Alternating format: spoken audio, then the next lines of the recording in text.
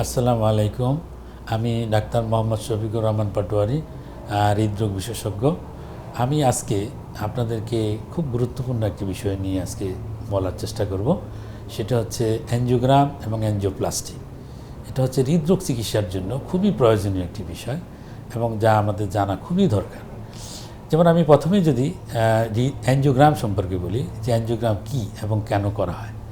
Angiogram একটি পরীক্ষা এবং এই পরীক্ষাটি আমরা দেখি যে যাদের হার্ট অ্যাটাক হয় বা যাদের হৃদরোগ থাকে, মানে হার্টের রক্তনালীতে ব্লকজনিত সমস্যা থাকে, ডাক্তার মানে হচ্ছে যারা হৃদরোগ বিশেষজ্ঞ, তারা দেখা যাচ্ছে যে রোগীকে বলেন যে আপনি একটা অ্যাঞ্জিওগ্রাম করে দেখেন যে হার্টের ভিতরে কোনো ব্লক আছে কি না, বা থাকলে তার ব্যবস্থাপনা করতে হবে।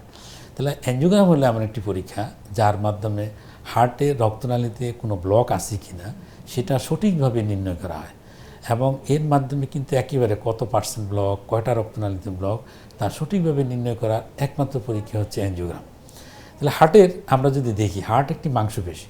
দেখবেন যে হার্টটা যখন সংকোচন এবং প্রসারণ হয়, এর মাধ্যমে কিন্তু আমাদের শরীরের বিভিন্ন অংশে অক্সিজেন এবং পুষ্টি সরবরাহ করে থাকে এবং হার্টকে সচল রাখার জন্য হার্টের নিজস্ব কিছু রক্তনালী থাকে, যেমন ডান দিকের একটি রক্তনালী, বাম দিকের একটি রক্তনালী থাকে। এই রক্তনালীর ভিতরে ব্লক হয়। সেই ব্লক হলো কোলেস্টেরল জমার জন্য, চর্বি জমার জন্য ব্লক হয়।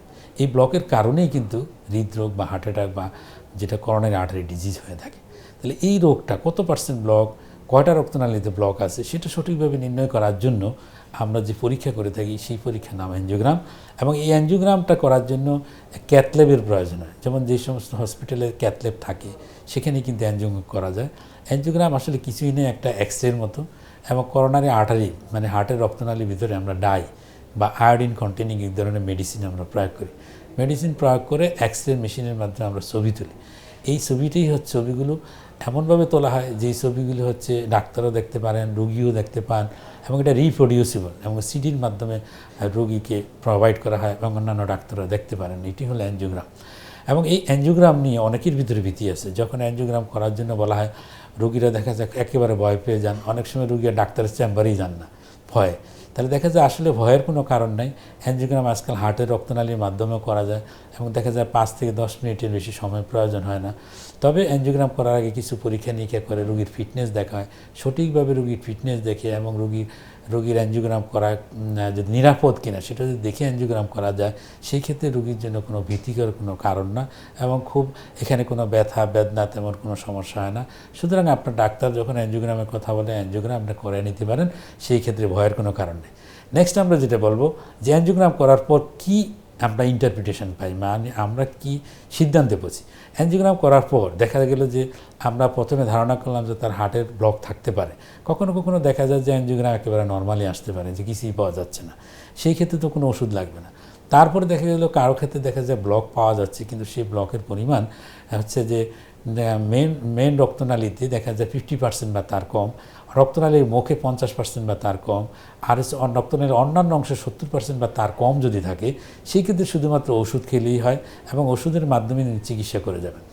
যদি ব্লক মুখে, হার্টের রক্তনালীর মুখে যদি 50% বা তার বেশি, মেইন রক্তনালী যদি 50% বা তার বেশি, আর অন্যান্য রক্তনালী 70% বা তার বেশি হয়, সেই ক্ষেত্রেই কিন্তু আমাদের দুইটি জিনিসের প্রয়োজন। একটা হচ্ছে তার কি রিং লাগানো লাগবে বা যেটাকে আমরা অ্যাঞ্জিওপ্লাস্টি বলি, না তার বাইপাস অপারেশন লাগবে, এই ধরনের একটি সিদ্ধান্তে পৌঁছতে হবে। যদি দেখা যাচ্ছে যে ব্লকটা এমন পজিশনে থাকে যে সেখানে অ্যাঞ্জিওপ্লাস্টি বা স্টেন্ট লাগানোর মতো উপযুক্ত, সেই ক্ষেত্রে আমরা রোগীকে অ্যাঞ্জিওপ্লাস্টি বা রিং লাগানোর জন্যই বলি। যদি ব্লকটা এমন পর্যায়ে থাকে যে যেমন মেইন রক্তনালীতে ব্লক, তার ডায়াবেটিস আছে, অনেক বেশি পরিমাণে ব্লক এবং ব্লকটা এমন যে সেখানে রিং লাগানোর মতো উপযুক্ত নয়, যেমন ক্যালসিয়ামের পরিমাণ অনেক বেশি, তারপর রক্তনালী অনেক আঁকাবাঁকা, সেই ক্ষেত্রে আমরা বাইপাস অপারেশনের জন্য বলে থাকি। তাহলে অ্যাঞ্জিওগ্রামের মাধ্যমে কিন্তু আমরা সিদ্ধান্তে পৌঁছতে পারি যে ওষুধ লাগবে নাকি তার কোনো ব্লক নাই, না ব্লক থাকলে তার অ্যাঞ্জিওপ্লাস্টি বা হার্টে রিং লাগানো প্রয়োজন, না বাইপাস অপারেশনের প্রয়োজন। এই সিদ্ধান্তে পৌঁছানোর জন্য কিন্তু অ্যাঞ্জিওগ্রাম খুব গুরুত্বপূর্ণ একটি পরীক্ষা। এখন আমরা যে বিষয়টি নিয়ে আলাপ করব সেটি হলো অ্যাঞ্জিওপ্লাস্টি বা হার্টের রিং লাগানোর যে পদ্ধতি, তাকে আমরা অ্যাঞ্জিওপ্লাস্টি বলে থাকি। দেখবেন এটা কিন্তু আজকাল প্রায় ফ্যামিলিতেই দেখবেন যে হার্টের অ্যাঞ্জিওগ্রাম করা হয়েছে, রিং লাগানো হয়েছে। আমাদের এখন চতুর্দিকে তাকাইলে আমরা কিন্তু এই ধরনের রোগী অভাব পাবো না, প্রচুর রোগী আমরা দেখতে পাবো। সুতরাং আমাদের জানা প্রয়োজন যে অ্যাঞ্জিওপ্লাস্টিটা কী এবং কেন করা হয়। অ্যানজিওপ্লাস্টি হচ্ছে কিছুই না, এটা হচ্ছে যে হার্টের রক্তনালীতে ব্লক থাকে, সেই ব্লক যদি সিগনিফিক্যান্ট ব্লক হয় সেই ক্ষেত্রে আমরা কি করি, হার্টের রক্তনালীর ভিতরে একটি তার প্রবেশ করানো হয়, তার উপরে একটি বেলুন দিয়ে রক্তনালীর যে ব্লক থাকে ব্লকটাকে প্রশস্ত করা হয়, প্রশস্ত করার পর তারপর হচ্ছে সেই ব্লকের ভিতরে একটি মেটালের তৈরি একটা স্কাফয়েড বা আমরা যেটাকে বলি রিংয়ের মতো আমরা ভিতরে প্রবেশ করে দিই, এবং এর মাধ্যমে হচ্ছে কি রক্তনালীটাকে ওপেন করা হয়, প্রশস্ত করা হয়, এবং প্রশস্ত করার ফলে রক্তনালীর ভিতর দিয়ে সঠিকভাবে রক্ত চলাচল করে এবং বুকে কোনো ব্যথা থাকে না এবং হার্ট স্বাভাবিকভাবে তখন কাজ করতে পারে। এই পদ্ধতিটাকে আমরা বলি অ্যানজিওপ্লাস্টি। মানে হচ্ছে সংক্ষেপে যদি বলা হয় যে হার্টের ব্লকের জন্য আমরা রিং প্রতিস্থাপন বা স্ট্যান্ড প্রতিস্থাপনের মাধ্যমে যে চিকিৎসা আমরা করে থাকি সেই চিকিৎসা পদ্ধতিটাই হলো অ্যানজিওপ্লাস্টি। এখন অ্যানজিওপ্লাস্টি নিয়েও অনেকের ভিতরে ভীতি থাকে, যেমন অনেকে মনে করেন যে রিং যে লাগালে রিংয়ের ভিতরে জং পড়ে যাবে কিনা, রিং আবার ব্লক হয়ে যাবে কিনা, এর স্থায়িত্ব কতদিন, আমি রিং লাগাবো না বাইপাস অপারেশন করব, বিভিন্ন ধরনের কিন্তু প্রশ্ন আমাদের সবার মাথায় ঘুরপাক খেতে থাকে। এখন কথা হচ্ছে যে যখন রোগীর বুকে ব্যথা থাকে এবং ওষুধ খাওয়ার পরও ব্যথা কমতেছে না, তাহলে তার কিন্তু বিকল্প পথই হচ্ছে আমাকে যে স্ট্যান্ড বা রিং লাগাতে হবে, অথবা যদি স্ট্যান্ড বা রিং লাগানোর মতো উপযুক্ত না হয় তাহলে বাইপাস অপারেশন করতে হবে।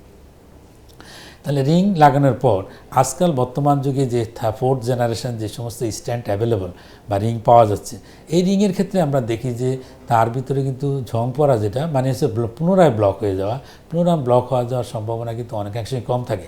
আর রিং লাগানোর পর যদি আপনি সঠিক নিয়মগুলি মেনে চলেন, লাইফস্টাইল মডিফিকেশন যেটাকে আমরা বলি, যে জীবনযাত্রা যদি পরিবর্তন আনেন, ঠিকমতো ঘুমান, টেনশন অস্থিরতা কম করা হয়, হার্ট হেলদি খাবার যদি আমরা খাই, ধূমপান অ্যালকোহল থেকে দূরে থাকি, তারপর উচ্চ রক্তচাপ, ডায়াবেটিস এবং রক্তের কোলেস্ট্রলের মাত্রা যদি আমরা নিয়ন্ত্রণে রাখতে পারি, আর যদি দৈনিক যদি 30 মিনিট করে আমরা হাঁটতে পারি এবং ওষুধ যদি আমরা ঠিকমতো খাই, তাহলে দেখা যাচ্ছে যে হার্টের রিং লাগানোর পর রোগী অনেক ভালো থাকেন এবং এটা হলো একটা কার্যকরী এবং খুব ভালো একটা চিকিৎসা পদ্ধতি।